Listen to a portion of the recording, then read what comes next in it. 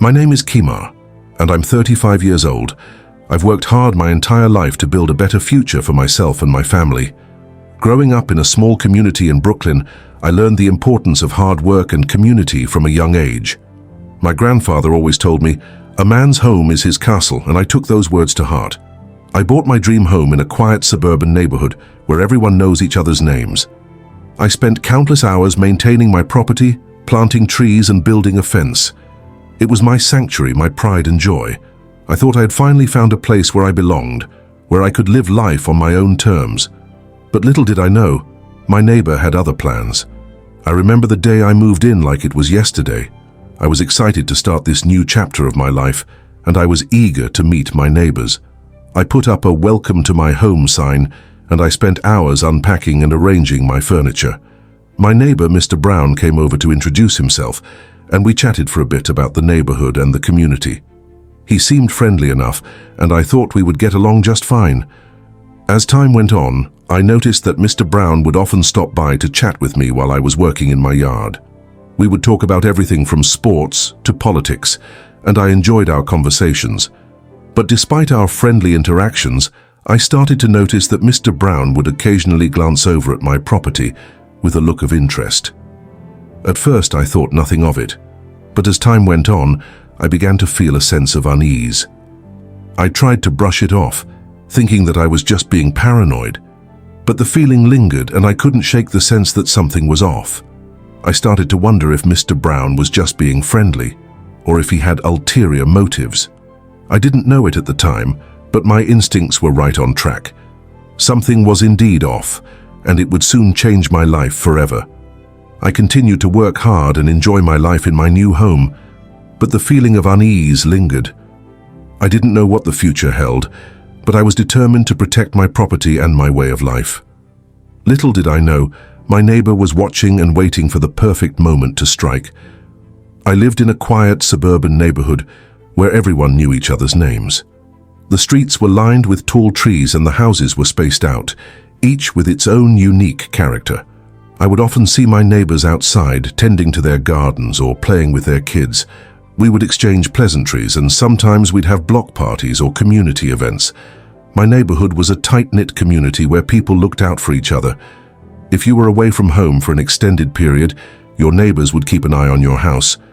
We had a neighborhood watch program, and everyone was vigilant about reporting any suspicious activity. The neighborhood was filled with families, young professionals, and retirees. Everyone seemed to know each other's routines, and we'd often wave hello as we passed each other on the street. The local park was a hub of activity, with kids playing soccer and adults jogging or walking their dogs.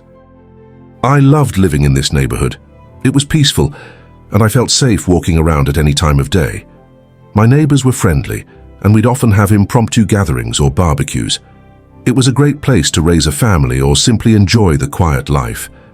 As I walked down the street, I'd see Mrs. Johnson tending to her rose garden.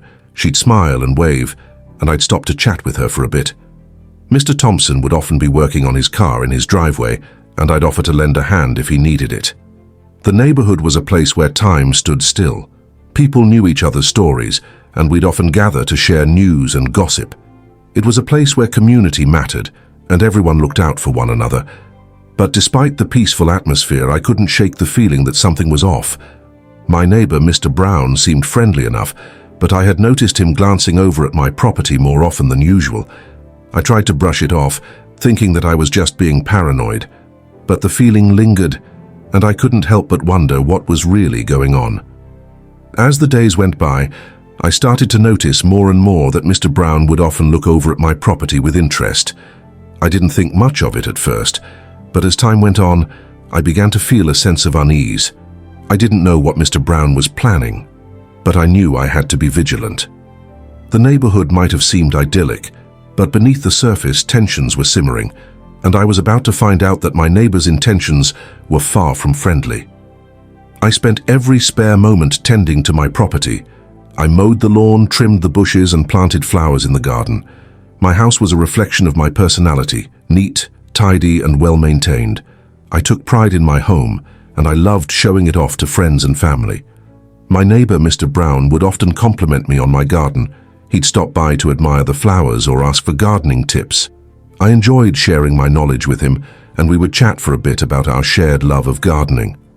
I thought we had a good relationship, and I considered him a friendly neighbor. One day I decided to build a fence around my property. I wanted to create a clear boundary and add some extra security. I researched local regulations and obtained the necessary permits. Mr. Brown seemed interested in the project and would often stop by to ask about my progress.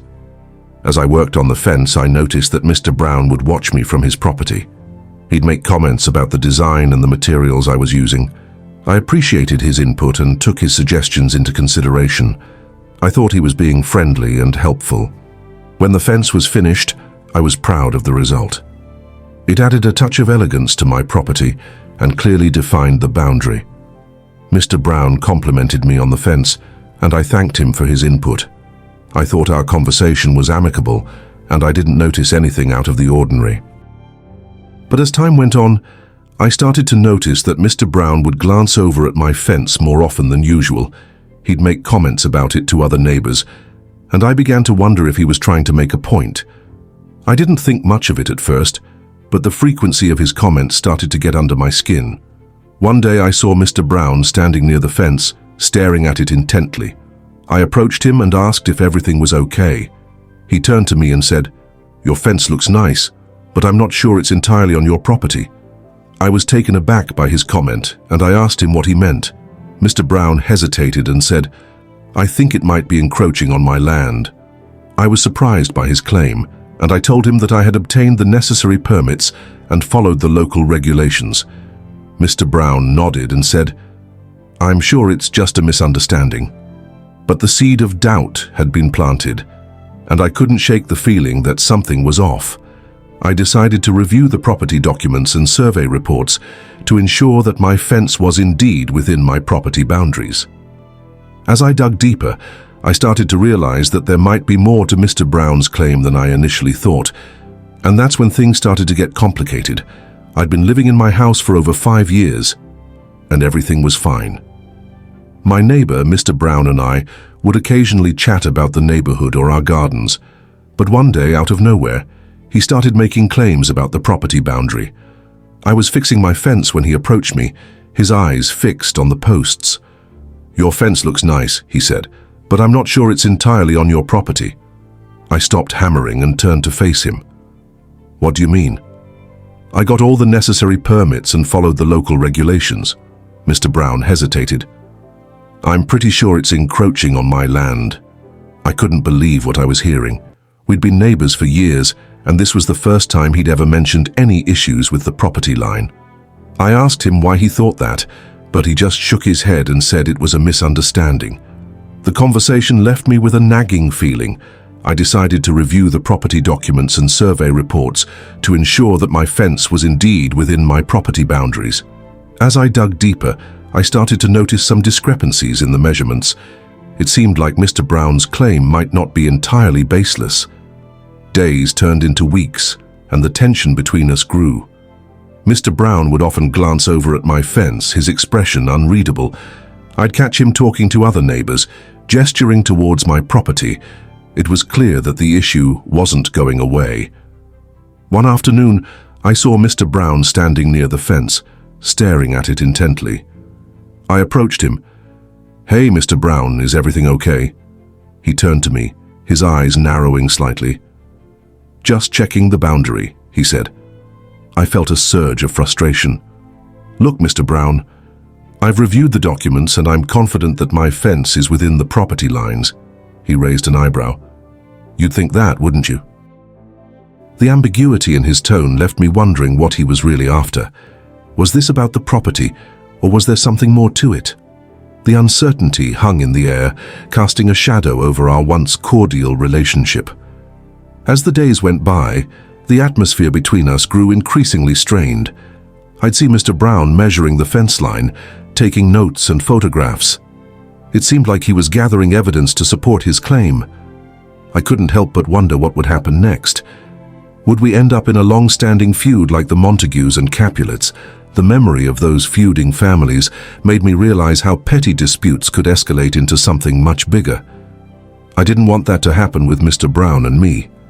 But for now the conflict simmered, waiting to boil over into something more. The dispute had become a significant concern, and I knew I had to find a way to resolve it. I considered talking to our local community mediator, hoping they could help us find a solution. Perhaps with some guidance, we could work through our differences and find a mutually beneficial outcome. But as I pondered the next steps, Mr. Brown's actions became more frequent and intrusive. He'd walk along the fence line daily, sometimes standing on his property, other times on mine, taking pictures or jotting down notes. His behavior was starting to feel like a provocation, and I wasn't sure how much more I could tolerate. One day as I was leaving for work, I saw Mr. Brown talking to another neighbor, glancing over at my property. I decided to approach them. "Morning, gentlemen," I said, trying to sound friendly. Mr. Brown turned to me. "Just discussing the local gardening club," he said. The other neighbor nodded in agreement, but I noticed Mr. Brown's eyes flicker to the fence before returning to me.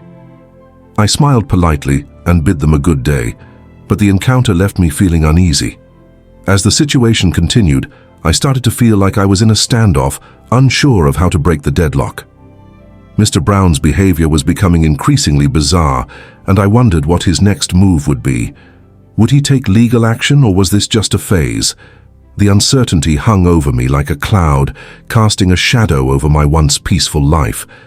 I knew I had to find a way to address the issue, but the path forward was unclear. For now I'd have to wait and see how things developed, hoping that somehow, someway we'd find a resolution. 1. I decided to approach Mr. Brown again, hoping we could resolve the issue amicably. I walked over to his property where he was working in his garden. "Mr. Brown, can I talk to you for a minute?" I asked. He looked up, his expression neutral. "What is it?" "I wanted to discuss the fence," I said. "I understand you have concerns about the boundary, but I'd like to find a way to resolve this peacefully." Mr. Brown wiped the sweat from his forehead. "I've told you, your fence is encroaching on my land. You need to move it."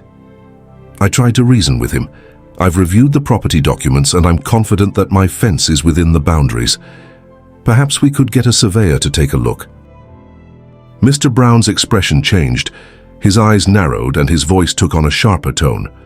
"I don't need some surveyor telling me what I already know. Your fence is on my property and you need to fix it." I tried to stay calm. "Let's not jump to conclusions. Can we talk about this like adults?" But Mr. Brown's demeanor shifted further. "I'm telling you, your fence is a problem. You'd better do something about it." I felt a surge of frustration. "Mr. Brown, I'm trying to be reasonable here. Can we find a solution that works for both of us?" He raised his voice. "You're not listening. I don't care about your reasons or your documents. Move the fence." I realized that Mr. Brown wasn't interested in finding a peaceful resolution. He seemed determined to push the issue, and I wondered what was driving his behavior. As the conversation escalated, I started to feel uneasy. Mr. Brown's aggression was becoming more pronounced, and I didn't know how to diffuse the situation. I decided to take a step back and try to regroup. "I think we're going to have to agree to disagree," I said. "Perhaps we can seek mediation or get a third opinion." Mr. Brown's face reddened. "You think you're above me, don't you? You think you can just build a fence and ignore the rules?" I was taken aback by his outburst. "Mr. Brown, that's not what I'm saying. I'm trying to find a solution." But he wasn't having it. "You're going to regret this," he said, his voice low and menacing. "You're going to regret messing with me." I felt a chill run down my spine. Mr. Brown's threat hung in the air, and I wondered what he was capable of. I decided to end the conversation and seek advice from a lawyer. As I walked back to my property, I couldn't shake the feeling that this was far from over. Mr. Brown's behavior had crossed a line, and I wasn't sure how to respond. I knew I needed to protect my property and my rights, but I didn't want to escalate the situation further. I spent the rest of the day researching local laws and regulations, trying to understand my options. I also started documenting everything, taking photos and notes about the fence and Mr. Brown's behavior. I knew that if things continued to escalate, I'd need evidence to support my case. As the sun began to set, I realized that this was just the beginning of a long and difficult journey. Mr. Brown's aggression had caught me off guard, and I wasn't sure what the future held, but I was determined to stand my ground and fight for what was rightfully mine. I was reviewing the property documents again, trying to make sense of Mr. Brown's claims. As I dug deeper, I stumbled upon an old survey report that I hadn't seen before. The report showed that Mr. Brown had indeed signed off on the property boundaries years ago, agreeing to the exact measurements that I had used for my fence.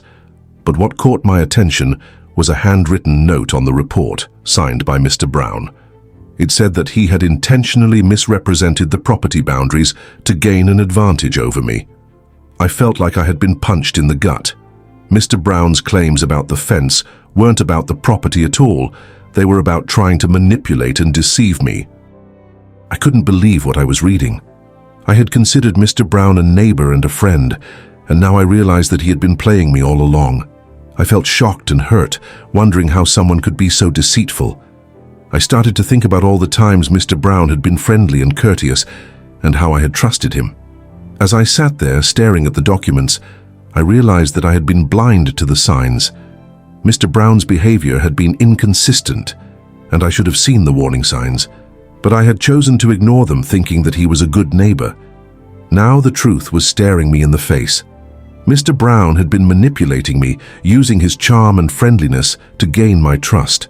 And when he saw an opportunity to take advantage of me, he took it. I felt a deep sense of betrayal, wondering how I had let this happen.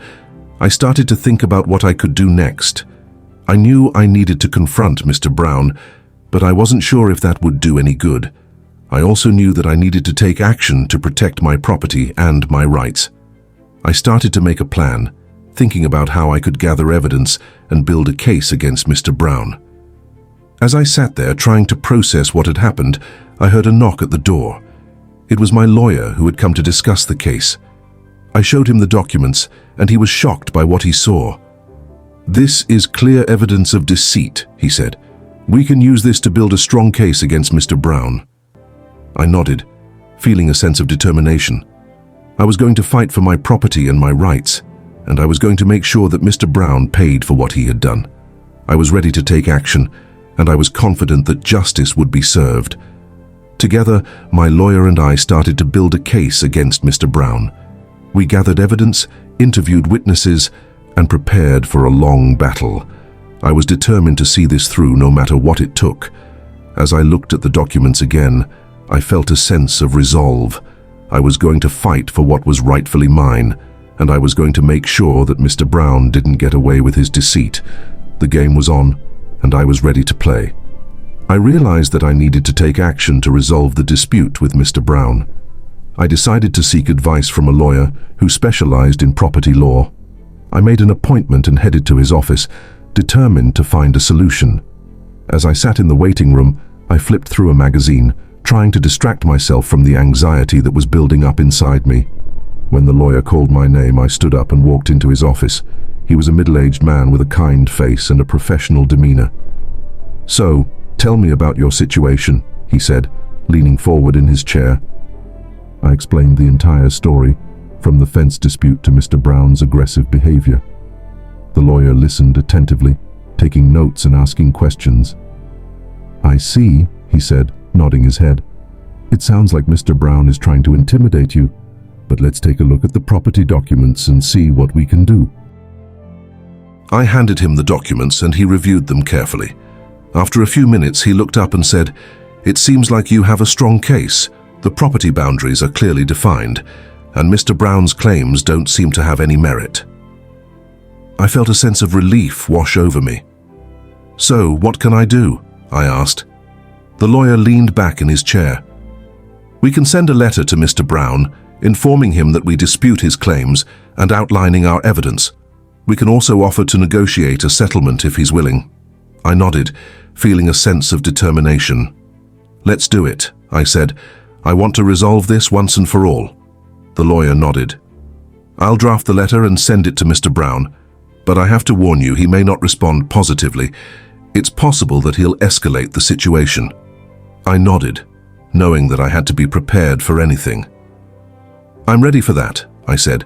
I just want to protect my property and my rights." The lawyer smiled. "Don't worry, we'll do everything we can to support you. We'll fight for your rights and make sure that Mr. Brown doesn't take advantage of you." I left the office feeling more confident and determined. I knew that I had a long battle ahead of me, but I was ready to fight for what was rightfully mine. I was going to take action, and I was going to make sure that Mr. Brown didn't get away with his aggressive behavior. As I walked home, I thought about the next steps. I knew that I had to gather more evidence and build a strong case against Mr. Brown. I started to think about who might be able to provide testimony or support my claims. When I got home, I started to make phone calls, reaching out to neighbors and other people who might be able to help. I also started to organize my documents and evidence, making sure that I had everything I needed to build a strong case. As the day went on, I felt a sense of purpose and determination. I was going to fight for my property and my rights, and I was going to make sure that Mr. Brown didn't get away with his deceitful behavior. I was ready for a long battle, but I was confident that I would come out on top. I spent the next few days gathering evidence and building a strong case against Mr. Brown. I interviewed witnesses, took photographs, and organized my documents.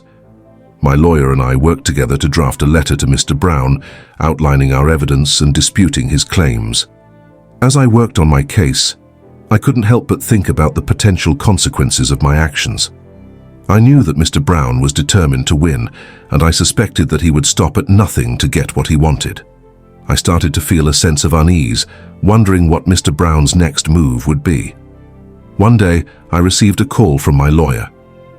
"Mr. Brown has responded to our letter," he said. "He's refusing to back down and is threatening to take the matter to court." I nodded, even though my lawyer couldn't see me. "I expected as much," I said. "What's the next step?" "We'll need to prepare for court," my lawyer replied. "I'll start working on the case and we'll need to gather more evidence. It's going to be a long battle, but I'm confident that we have a strong case." I took a deep breath, steeling myself for what was to come. "Let's do it," I said. "I'm ready to fight for my property and my rights." As the days turned into weeks, the tension and suspense continued to build. I knew that Mr. Brown was preparing for battle, and I suspected that he would do everything in his power to win. I started to feel a sense of determination, knowing that I had to be strong and focused if I was going to come out on top. I spent every waking moment working on my case, gathering evidence and preparing for court. My lawyer and I worked tirelessly, building a strong case and anticipating Mr. Brown's arguments. I knew that the battle ahead of me would be long and difficult, but I was determined to win. As the court date approached, I felt my anxiety growing. I knew that the outcome was far from certain, and I worried about what might happen. But I also knew that I had done everything I could to prepare, and I was confident that my lawyer and I had built a strong case. The day of the court hearing arrived, and I felt a sense of trepidation as I stood outside the courtroom. I knew that the next few hours would be crucial, and I was determined to present my case clearly and convincingly. I took a deep breath, gathered my thoughts, and stepped inside the courtroom. The room was filled with the murmur of conversation, and the judge's assistant was calling out the cases. I saw Mr. Brown sitting in the front row, a look of determination on his face. I knew that this was going to be a fight to the finish, and I was ready to give it my all. The judge entered the courtroom, and the proceedings began. My lawyer stood up confident and composed and began to present our case. I listened intently, knowing that the next few minutes would determine the outcome of the case. As my lawyer spoke, I couldn't help but feel a sense of pride and determination. I knew that I had done everything I could to prepare, and I was confident that justice would be served. But I also knew that Mr. Brown was determined to win, and I suspected that he would stop at nothing to get what he wanted. The battle was far from over, and I knew that the next few hours would be crucial. But I was ready to fight for my property and my rights, and I was determined to come out on top. I stood outside the courtroom, my lawyer by my side. We were about to present our case to the judge, and I was determined to fight for my property. My neighbor, Mr. Brown, was already seated in the courtroom, a look of confidence on his face. The judge entered the courtroom, and the proceedings began. My lawyer stood up and began to present our case. "Your Honor, my client has been a victim of a boundary dispute with his neighbor, Mr. Brown. Despite numerous attempts to resolve the issue amicably, Mr. Brown has refused to back down. We are here today to request that the court determine the rightful boundary between the two properties. The judge nodded, his eyes fixed on Mr. Brown's lawyer. Proceed, Counselor. Mr. Brown's lawyer stood up, a smug look on his face. Your Honor, my client has evidence that the boundary between the two properties has been disputed for years. We believe that the court should rule in favor of my client and move the boundary to reflect the true ownership of the land. My lawyer stood up, a look of determination on his face. Your Honor, we have evidence that shows the boundary has been clearly defined for years. We believe that Mr. Brown is trying to take advantage of my client and steal his property. The judge listened attentively to both sides, his face expressionless. After a few minutes of deliberation, he spoke up. I would like to review the evidence presented by both sides. Can you provide me with the documents and testimony that support your claims? My lawyer nodded. Of course, Your Honor. We have extensive documentation and expert testimony that supports our claim. The judge nodded. Very well. I will review the evidence and make a determination based on the facts presented. The courtroom fell silent as the judge adjourned the hearing to review the evidence. I felt a sense of anticipation, knowing that the outcome of the case would determine the fate of my property. As we left the courtroom, my lawyer turned to me. Don't worry. We've presented a strong case. I think we have a good chance of winning. I nodded, feeling a sense of determination. I was going to fight for my property no matter what it took. The days passed, and I anxiously awaited the judge's decision. Finally, the day arrived, and I stood outside the courtroom once again, my heart racing with anticipation. The judge entered the courtroom, a serious look on his face. After reviewing the evidence presented by both sides, I find in favor of the plaintiff. The boundary between the two properties shall be determined by the original survey, and Mr. Brown shall not attempt to move the fence or claim any part of the plaintiff's property. I felt a surge of relief and triumph. I had fought for my property, and I had won. Mr. Brown's face fell, and he looked at me with a mixture of anger and disappointment. As I left the courtroom, I felt a sense of vindication. I had stood up for myself and protected my property. I knew that the battle had been worth it, and I was grateful for the outcome. But as I walked out of the courtroom, I couldn't help but wonder what the future held. Would Mr. Brown accept the judge's decision, or would he try to appeal? Only time would tell. The judge's decision was final. The court ruled in my favor, and Mr. Brown was forced to return the property to me. I stood outside the courtroom, feeling a sense of relief and vindication. My lawyer shook my hand. Congratulations, you've won the case. The court has ruled that Mr. Brown must return the property to you. I nodded, feeling a sense of satisfaction. Thank you for your hard work. I couldn't have done it without you. My lawyer smiled. You're welcome. Now let's make sure that Mr. Brown complies with the court's decision. We went to the property, accompanied by a court officer. Mr. Brown was already there, looking angry and resentful. The court officer handed Mr. Brown a copy of the court order. You are required to vacate the property immediately, he said. Mr. Brown looked at the order, his face red with anger. This isn't over, he said. I'll appeal this decision all the way to the highest court. I stood my ground, looking him straight in the eye. You're welcome to try, I said, but the court has ruled in my favor and I intend to enforce the decision. Mr. Brown's anger turned to bitterness. You've won this battle, he said, but I'll make sure you don't enjoy your victory for long. I didn't respond. I simply watched as Mr. Brown packed up his belongings and left the property. The court officer stayed until Mr. Brown was gone, ensuring that the court's decision was enforced. As the dust settled, I looked around at the property that had been the source of so much stress and conflict. It was mine now, and I was determined to enjoy it. I took a deep breath, feeling a sense of peace and satisfaction. But as I turned to leave, I saw Mr. Brown standing on the sidewalk watching me. His eyes were cold and hard, and I knew that this wasn't the end of the matter. I made a mental note to be vigilant, knowing that Mr. Brown might try to cause more trouble in the future. I went back to my house, feeling a sense of relief and accomplishment. I had fought for my property, and I had won. But I knew that the future was uncertain, and I would have to be prepared for anything. As I sat down to reflect on the experience, I realized that the court case had changed me. I had learned to stand up for myself and fight for what was rightfully mine. I had also learned that some people would stop at nothing to get what they wanted, and I would have to be careful in the future. The days passed and I settled back into my routine, but I never forgot the lessons I had learned during the court case.